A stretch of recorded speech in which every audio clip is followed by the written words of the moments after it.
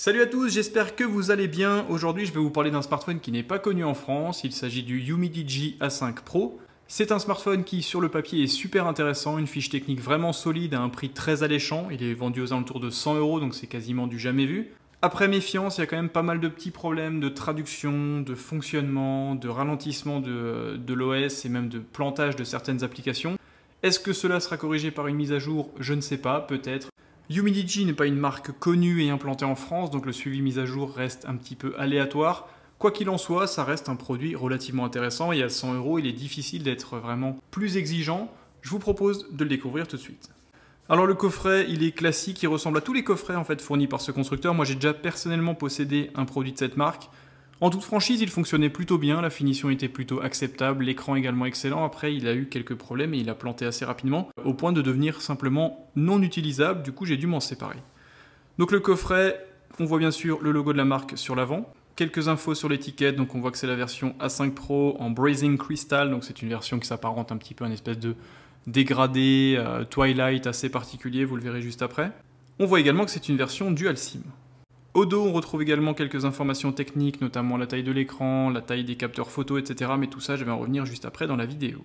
À l'ouverture de la boîte, on tombe directement sur le smartphone. La présentation est plutôt flatteuse, en toute franchise. Bon, normalement, il est protégé par un petit film comme celui-ci, comme tous les constructeurs font, avec la mise en avant de certaines caractéristiques techniques, notamment l'autonomie, les capteurs photo, la taille de l'écran, la possibilité de mettre 2 cartes nano SIM plus une carte micro SD, etc.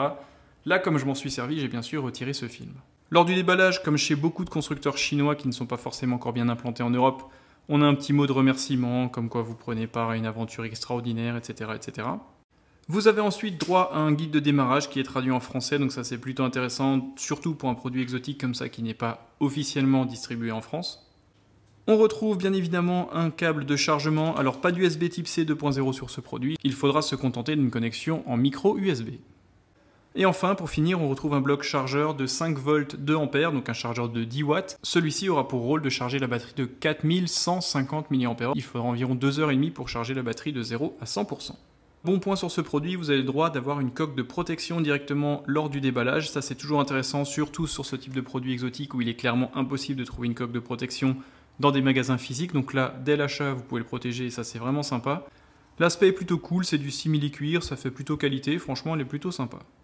Et voici le Umidigi A5 Pro, c'est un smartphone qui en termes de design et de finition est plutôt joli en toute franchise. J'ai vraiment été surpris quand j'ai réceptionné ce smartphone en test, parce que je me suis dit c'est un smartphone qui est vendu entre 90 et 100 €, voire 110 €, donc je m'attendais vraiment pas à grand chose. Là l'aspect vert plus cadre en aluminium est vraiment flatteur en toute franchise, c'est vraiment un produit qui est réussi et qui est plutôt joli même s'il est pour moi un petit peu grand.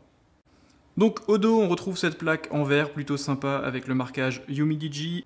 Aucun marquage de certification européenne ou quoi que ce soit sur ce produit.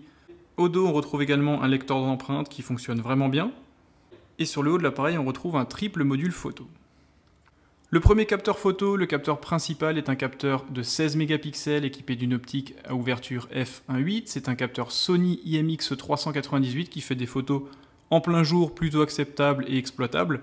Attention néanmoins, dès lors que la luminosité tend à baisser, le résultat devient vite catastrophique, montée de bruit, saturation en ISO, ça devient quasiment inutilisable, mais à ce prix-là, on ne peut pas lui en vouloir. Le second capteur photo qui se trouve ici est un capteur ultra grand angle avec un champ d'ouverture de 120 degrés, 8 mégapixels, optique ouverture f2. Là encore, le résultat en plein jour n'est pas franchement dégueulasse, en toute franchise, je suis plutôt agréablement surpris. Après, comme toujours, dès que la luminosité tend à baisser, ça devient vite inutilisable et inexploitable. Et enfin, pour finir, un troisième capteur photo de 5 mégapixels équipé d'une optique à ouverture f2.4. Celui-ci est un capteur de profondeur de champ qui va calculer la distance entre le sujet et l'appareil photo afin de générer un bokeh, un flou d'arrière-plan. Là encore, le résultat est vraiment approximatif. Cela s'apparente plutôt à un gadget qu'à une utilisation réelle de ce capteur.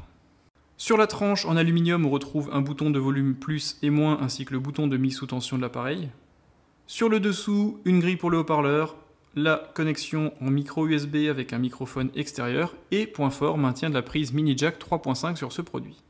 Et enfin, sur la tranche opposée, ni bouton ni interaction possible, on retrouve simplement le tiroir nano SIM dans lequel on peut mettre 2 cartes nano SIM plus une carte micro SD, et ça c'est vraiment intéressant. Sachant que d'origine, ce smartphone a une mémoire interne de 32 Go, donc c'est un petit peu, mais le fait de pouvoir mettre une carte micro SD, ça rattrape un petit peu ce point négatif. Et enfin, sur le dessus, il n'y a ni bouton ni microphone, la tranche est plutôt jolie.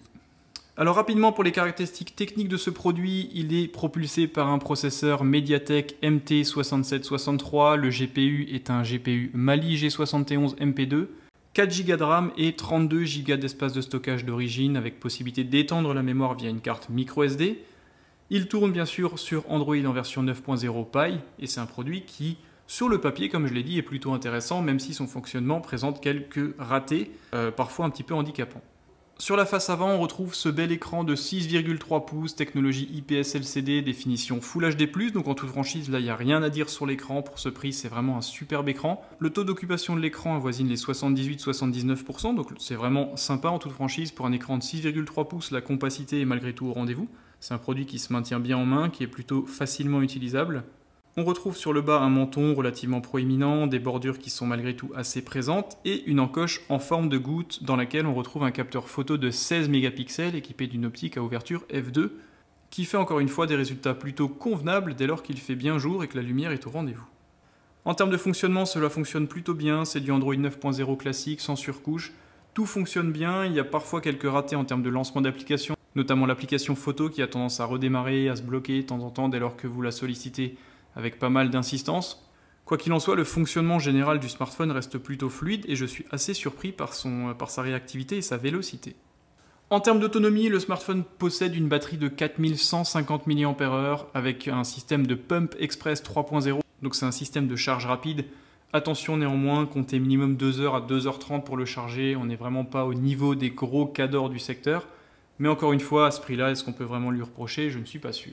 En termes de connectivité, comme je l'ai dit, micro USB sur le dessus, maintien de la prise mini jack 3.5, module Bluetooth en 4.2, bien sûr pas de module NFC, pas de certification IP non plus, donc aucune étanchéité sur ce produit.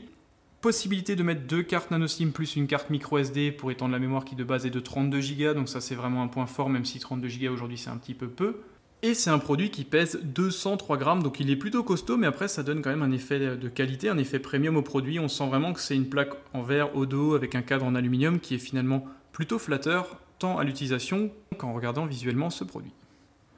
Alors ce produit, moi je m'en suis servi pendant une grosse semaine, c'est un produit qui est plutôt fonctionnel en toute franchise, pour quelqu'un qui n'est pas trop difficile, il fait finalement le taf. Après un processeur MediaTek MT6763, un GPU Mali G71 en version MP2 et 4 Go de RAM, forcément tous les mecs qui aiment faire un petit peu du gaming ou qui aiment solliciter leurs produits seront un petit peu déçus et passeront leur chemin. Mais si quelqu'un cherche un smartphone pas trop cher, neuf, qui est plutôt joli parce qu'en toute franchise la finition est quand même au rendez-vous, les couleurs même si elles sont un petit peu girly sont quand même bien choisies, c'est un produit qui peut être intéressant. Après, ne me demandez pas quel est le suivi sur ce genre de produit en termes de mise à jour logicielle, de suivi des correctifs de sécurité. Je n'ai aucune information, c'est un produit que j'ai reçu, qu'on m'a proposé de tester et comme je suis avide de tests et de connaissances, j'ai quand même voulu vous le présenter. Mais entre 90 et 110 €, je ne pense pas qu'il y ait d'entourloupe, je ne pense pas que ce soit un piège. Donc si ce produit vous intéresse, dites-le moi dans les commentaires, je testerai plus de produits un petit peu exotiques, atypiques comme ça qu'on ne trouve pas forcément chez nous. Ce sera avec plaisir également que je répondrai à vos questions sur ce produit. Voilà, je vous remercie d'avoir suivi cette vidéo de présentation qui était assez rapide, mais comme dit, je ne pense pas avoir un maximum d'audience avec un smartphone YumiDigi. Quoi qu'il en soit, je vous ai fait découvrir cette marque, je l'espère. C'est une marque chinoise qui n'appartient à aucun grand groupe. Quoi qu'il en soit, le produit proposé, comme je l'ai dit, à moins de 100 € quasiment sur certains sites, notamment Amazon et Banggood, reste quand même intéressant et tout du moins assez atypique pour mériter qu'on s'y intéresse. Merci d'être toujours plus nombreux sur la chaîne, on se retrouve très prochainement pour d'autres vidéos, notamment le Zenfone 6. Peut-être un retour d'utilisation du OnePlus 7 Pro qui est mon smartphone personnel depuis bientôt 3 mois. Et bien sûr d'autres projets, d'autres produits. On se retrouve très prochainement, à très bientôt.